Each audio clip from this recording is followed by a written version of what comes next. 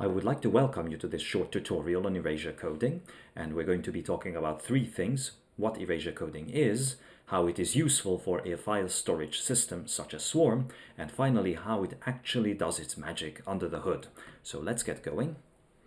In a file storage system such as Swarm, it is a very common problem that we cannot retrieve all the data. For example, let's say we have a file and it consists of three chunks that are stored in different places physically.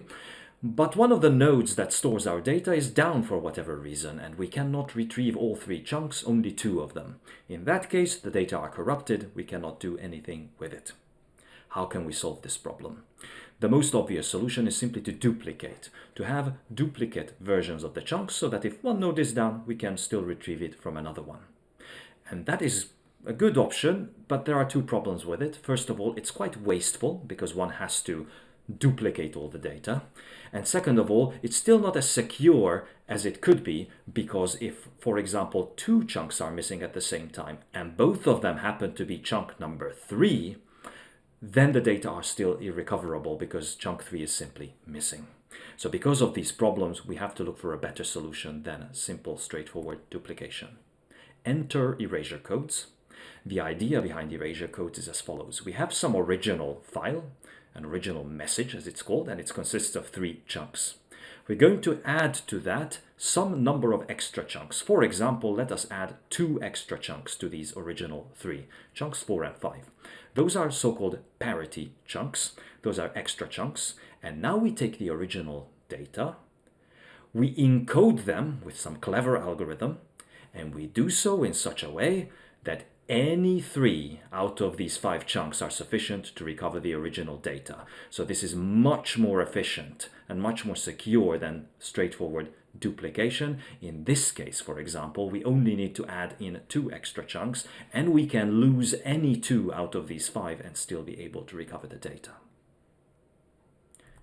How does this actually work in practice? Let me show you through a very simple example that it's not so hard to achieve as it might look at first glance. So as a very simple example, let us take this simple message that consists of the characters 1, 2, 3, and 4.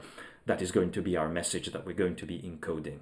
Let us say that we want to store it in 3 different pieces, in such a way that any 2 of them should be able to recover the original message. So in other words, we're going to have 3 chunks. One of them is considered a parity chunk, and in such a way that any 2 out of these 3 will be able to recover the data. And one way to do this would be as follows. We could chop up the numbers in such a way that the first chunk would just contain the first half of the original data, 1 and 2, and we have our encoding rule there in the middle, which is just that we keep the values unchanged. Then we have the encoding rule for the second chunk, which is again the same, keep the values unchanged. We just store the numbers 3 and 4 as they are.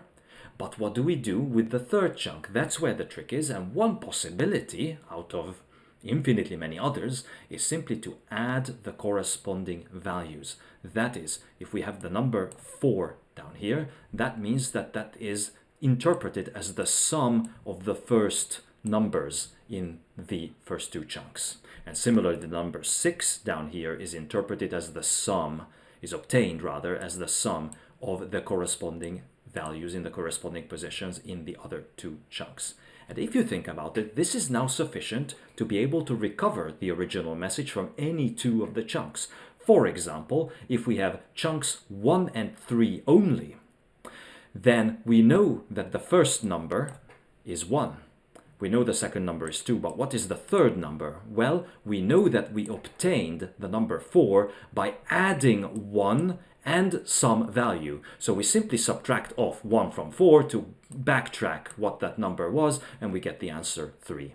And analogously, that is the same way we would obtain the number 4 here. And that really is all there is to this kind of encoding. We just have to formulate these rules in such a way that we can easily backtrack after formulating them. And for example, this particular encoding satisfies this criterion, and you can see how in 3 chunks we managed to encode the information in such a way that any 2 out of the 3 is sufficient for decoding the original message. So that's it for today. Thank you very much for your attention, and I will see you next time.